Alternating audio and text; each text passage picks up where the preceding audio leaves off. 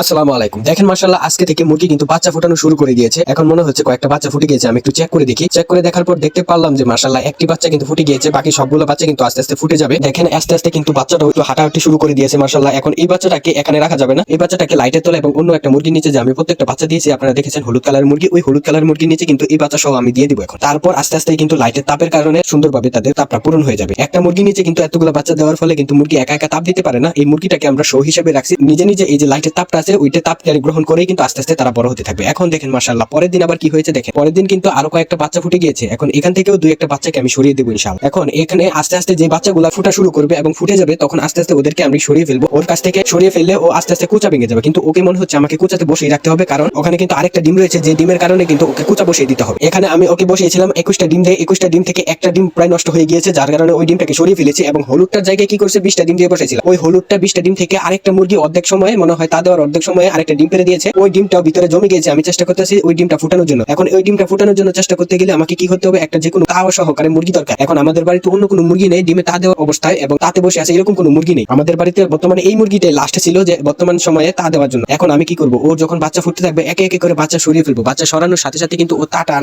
ভাঙবে না, ও বাচ্চা খুঁজে পাবে না। তখন কিন্তু যে ডিমগুলো দিয়ে রাখবো ওই ডিমের ভিতরে কিন্তু আবার বসে যাবে। এখন মুরগি কিন্তু বেশি দিন বসে না, হয়তো সর্বোচ্চ বসে যদি থাকে তাহলে 30 দিন বা 35 দিন বা 25 দিন এরকম মুরগি কিন্তু বসে থাকে তা দেওয়া যতদিন পর্যন্ত ডিমের থেকে না বাচ্চা ফুটে। এখন সবগুলা বাচ্চাকে যেদিনই ফুটবে ওই দিনই আমি সরিয়ে ফেলবো, যেদিনই ফুটবে ওই দিনই আমি সরিয়ে ফেলবো। যখন সরাবো তখন আর বাচ্চা খুঁজে পাবে না, সাথে কয়েকটা নষ্ট ডিম সহকারে ওই একটা ডিমটা যেটা এখনো বাচ্চা আছে ডিমটা দিয়ে রাখবো, তখন দেখবেন তাতে বসে পড়ছে। এখন দেখা যাবো কি তাতে বসে কিনা। এখন যদি ও তাতে বসে তাহলে ওই ডিমের ভিতরে যে অর্ধেক হয়ে যায় বাচ্চাটা ওটা বাঁচাতে পারবো, আর যদি তাতে না বসে তাহলে মনে হচ্ছে ওই ডিমটা থেকে আর বাচ্চা ফুটানো হবে না, নষ্ট হয়ে যেতে পারে। এখন শুধু আপনারা সবাই দোয়া করবেন ও যাতে তাটা না ভাঙে, ও যাতে ডিমে তাতে বসে। দেখেন আমি একে একে করে ডিমের খোসাগুলো সরিয়ে দিচ্ছি এবং ডিম থেকে যে বাচ্চাটা ফুটছে ওই বাচ্চাগুলোকে সরিয়ে দিতে হবে। যেগুলা বাচ্চা একদম শক্তপোক্ত বা ওই ডিম থেকে ফুটানোর পরে একটা পানি থাকে সরিয়ে, ওই পানিটা যদি শুকিয়ে যায় তখন আমি কি করবো, ওদেরকে সরিয়ে দিব। আর যদি মুরগির বাচ্চা শরীরে পানি থাকে তাহলে সরাবো না, 1 থেকে 2 ঘন্টা পর বা 3 ঘন্টা ওয়েট করে তারপর আমি ওদেরকে সরিয়ে ফেলবো। যখন ওদের শরীরে পানিটা শুকিয়ে যাবে, আস্তে আস্তে ওদের শরীরটা একটু তাগড়া হয়ে যাবে, তখন কিন্তু ওকে সরিয়ে ওই মুরগিটা নিচে দিয়ে দিব। আর এই বাচ্চাগুলো সম্পূর্ণ বাচ্চা যদি আমি দিতে পারি, মানে যে কটা ডিমটা দেওয়া আছে সবগুলো বাচ্চা যদি ফুটে আলহামদুলিল্লাহ, ওই বাচ্চাগুলোকে যদি আমি মুরগিটা নিচে দিয়ে দিই তাহলে একটা মুরগির নিচে 55টা বাচ্চা হয়ে যাবে। 55টা না 54টা আমার ঠিক খেয়াল নেই, বাচ্চাগুলো এখনো গুনতে পারিনি, হয়তো 55টা বাচ্চা হয়ে যাবে। তাহলে একটা মুরগির নিচে আমরা 55টা বাচ্চা দিয়ে লাইটের ব্যবস্থা করে রেখে দিয়েছি। ওই একটা মুরগি কেউ সরিয়ে ফেলতাম, ওই মুরগিটাকে রেখেছি শুধুমাত্র একটা শো হিসাবে ওই মুরগিটাকে রেখেছি, যাতে মুরগির বাচ্চাগুলো ওইটা দেখা দেখি খাবার খেতে পারে। আর পরবর্তী টাইমে আমি কি করবো, আস্তে আস্তে মুরগি থেকে মুরগির বাচ্চাকে প্রথম দিন থেকে আলাদা করে দেবো। বর্তমানে কিন্তু অনেক নতুন নতুন চাইনা বা জাপানিজ এরকম একটা বাউল বের হচ্ছে মুরগি বোর্ডিং এর জন্য। ওই লাইটগুলো যদি আমি আনি তারপর থেকে আর মুরগির সাথে রাখবো না, মুরগিগুলো সরিয়ে ফেলবো। এখন এই মুরগিটাকে যদি আমি বাচ্চাগুলো সরিয়ে দিই, একে একে বাচ্চা ফুটবে, তারপর যদি সরিয়ে দিই, যে কোনো মুরগির ডিমের থেকে বাচ্চা ফুটতে লাগে 21 দিন সময়। এই মুরগিটা কিন্তু 21 দিন ধরে তাতে বসে আছে। এখন যদি আমি বাচ্চা সরিয়ে দিই তারপরেও কিন্তু আরো এই ডিমটা ফুটতে গেলে মনে হচ্ছে কমপক্ষে 8 থেকে 10 দিন সময় লাগবে। ওই 8 থেকে 10 দিন যদি ও কুচে না বসে তখন কিন্তু সমস্যা। ওই 8 থেকে 10 দিন যদি কুচে বসে তাহলে আমরা ওই একটা ডিম থেকে বাচ্চা ফুটাতে সাকসেসফুল হয়ে যাবো ইনশাআল্লাহ। এখন দেখেন এই যে মুরগিটা আছে মাশাআল্লাহ, এই মুরগিটা কিন্তু সবগুলা বাচ্চা কিন্তু ওর পাখনার নিচে গিয়ে বসে আছে। বাচ্চাগুলা কিছু কিছু বের হয়ে আছে, কিন্তু ওই মুরগিটা চেষ্টা করতেছে যাতে সবগুলা বাচ্চা ওই মুরগিটা নিচে দেওয়ার জন্য। এখন আজকে হয়তো ওদের 2-1 দিন বয়স হয়েছে, যার কারণে ওর পাখনাটা নিচে সবগুলা বাচ্চা যেতে পারে। আর যখন 1 সপ্তাহ বয়স হয়ে যাবে বা 15 দিন বয়স হয়ে যাবে তখন তাদের সাইজটা মাশাআল্লাহ অনেকটা বড় হয়ে যায়। তখন কিন্তু এই মুরগিটা নিচে